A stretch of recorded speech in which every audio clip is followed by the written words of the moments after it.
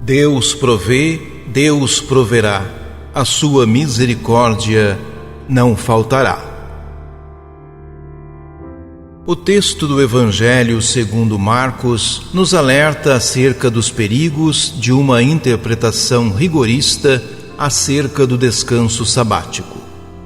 Jesus nos convida a recuperar o verdadeiro sentido do descanso sagrado, que é o serviço e o amor aos mais necessitados.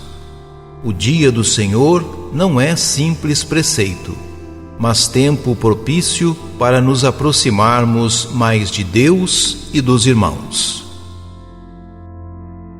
Livro do Deuteronômio. Assim fala o Senhor: guarda o dia de sábado, para o santificares, como o Senhor teu Deus te mandou.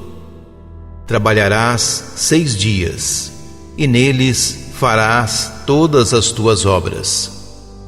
O 7º dia é o do sábado, o dia do descanso dedicado ao Senhor teu Deus.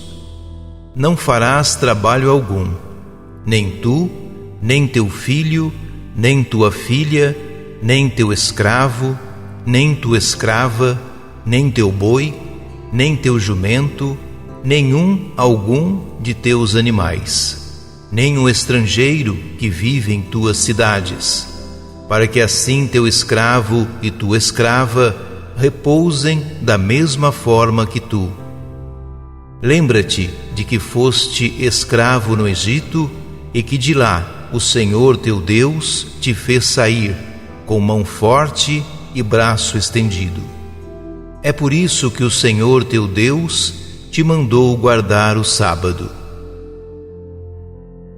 Palavra do Senhor.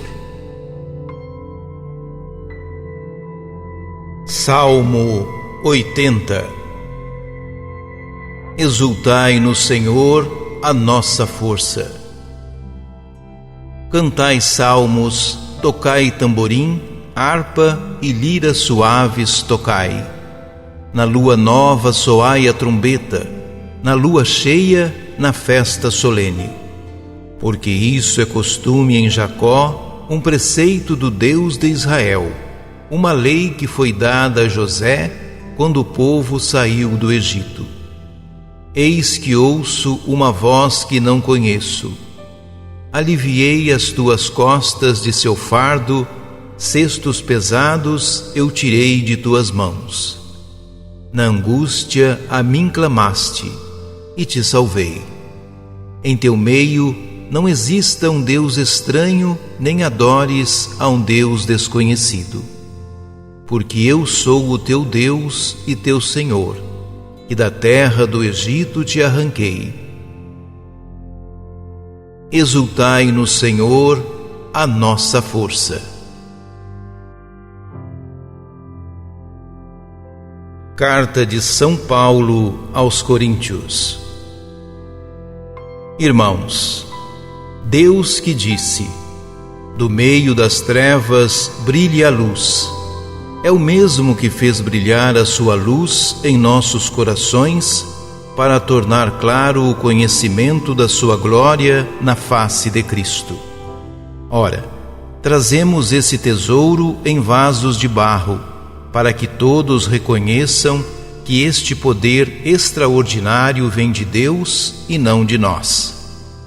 Somos afligidos de todos os lados, mas não vencidos pela angústia, postos entre os maiores apuros, mas sem perder a esperança, perseguidos, mas não desamparados, derrubados, mas não aniquilados, por toda parte, e sempre levamos em nós mesmos os sofrimentos mortais de Jesus, para que também a vida de Jesus seja manifestada em nossos corpos.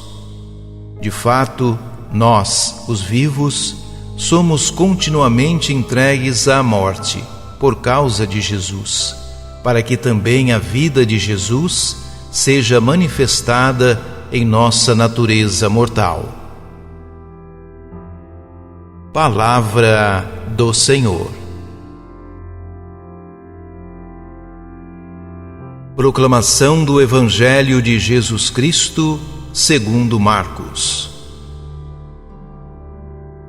Jesus estava passando por uns campos de trigo em dia de sábado. Seus discípulos começaram a arrancar espigas enquanto caminhavam. Então os fariseus disseram a Jesus: Olha, por que eles fazem em dia de sábado o que não é permitido?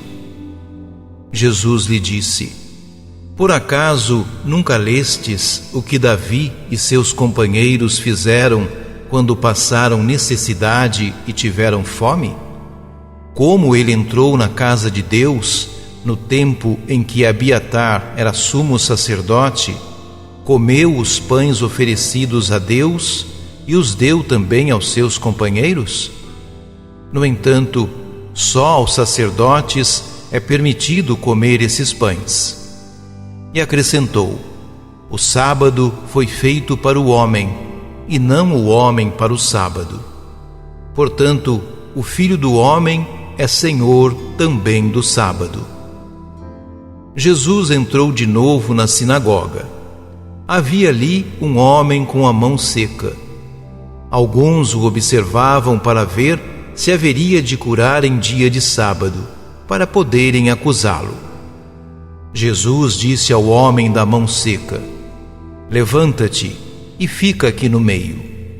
E perguntou-lhes: É permitido no sábado fazer o bem ou fazer o mal? Salvar uma vida ou deixá-la morrer? Mas eles nada disseram. Jesus, então, olhou ao seu redor, cheio de ira e tristeza, porque eram duros de coração, e disse ao homem: Estende a mão. Ele a estendeu, e a mão ficou curada.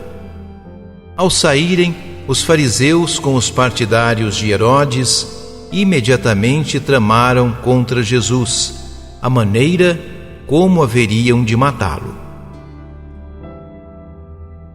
Palavra da salvação. O texto do Evangelho segundo Marcos, proposto para a liturgia deste domingo, é composto de 2 episódios.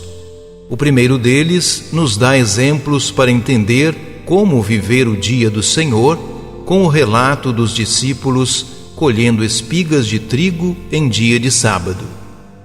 O segundo episódio mostra outro confronto com os fariseus, diante da cura que Jesus realiza na sinagoga em dia de sábado. Desse modo, Marcos nos convida a ouvir o que Jesus nos ensina acerca da interpretação correta da instituição do sábado judaico. O sábado foi feito para o ser humano, isto é, para o serviço do bem, para promover a vida na liberdade e na justiça. Do ponto de vista dos fariseus, os discípulos estavam quebrando a lei do sábado. Colher grãos de trigo para saciar a fome era considerado pelos fariseus como trabalho. Trabalho não era permitido no sábado. Portanto, a seu ver, os discípulos estavam desobedecendo ao preceito e pecando. Essa posição dos fariseus se baseava numa interpretação equivocada da lei mosaica.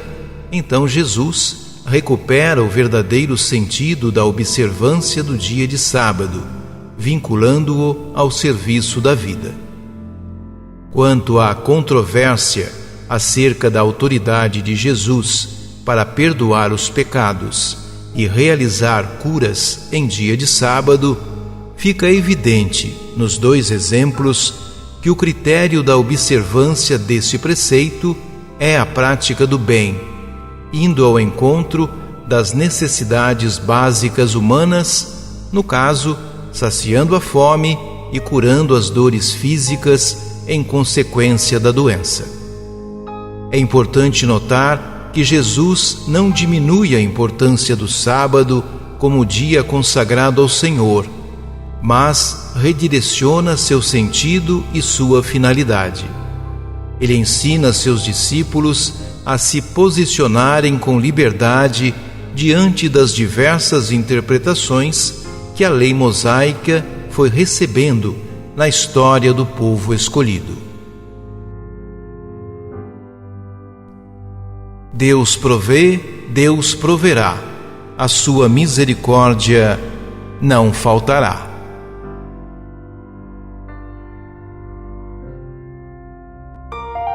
Ajude-nos a evangelizar. Se inscrevam em nosso canal, ativem o sininho, dê o joinha em nossos vídeos e compartilhem a palavra de Deus.